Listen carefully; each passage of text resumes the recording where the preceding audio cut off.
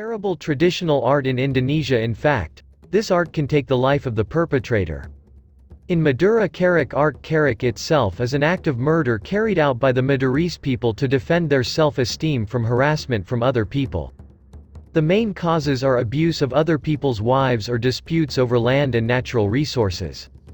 Carok is done in two ways, namely nagongai and nilap. 3. The only weapon used was a sickle.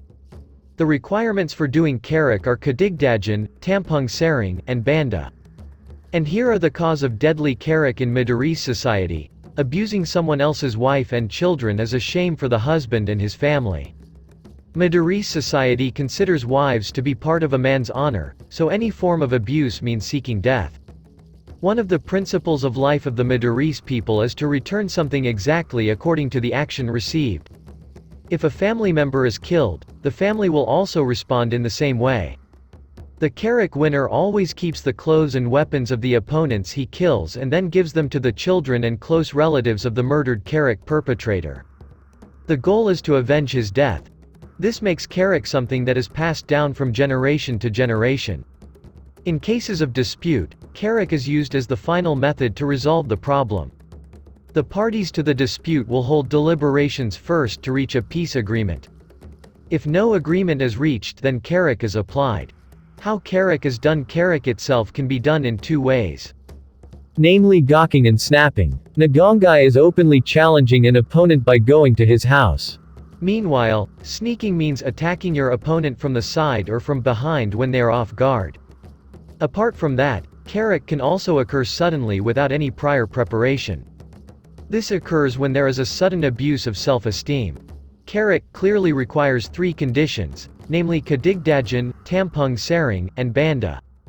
Kadigdagan means that the party going into a fight must have physical and mental readiness, namely self-defense and courage. Tampung saring means having an invulnerable body, while banda is the cost that must be prepared to start carok and bear the costs afterwards.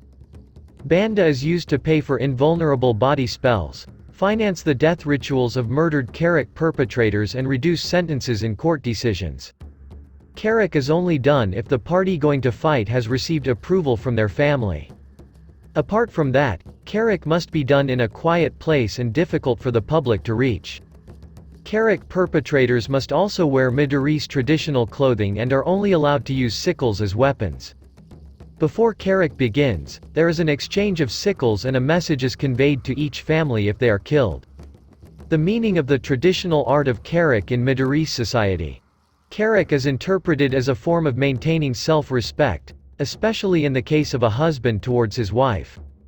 Carok is a symbol of a husband's power over his wife, thus forming a household culture, especially in how to receive guests, how to dress, and marriage between families. Apart from that, carok also shaped the residential culture of the Madurese community. In terms of social status, carok is used as a tool to gain power and symbolizes strength for the perpetrator's relatives and social environment. Therefore, the winner in carok will keep the weapon used to kill and bury his opponent's body in the yard. This was done as a form of passing on revenge to the descendants of the carok perpetrators.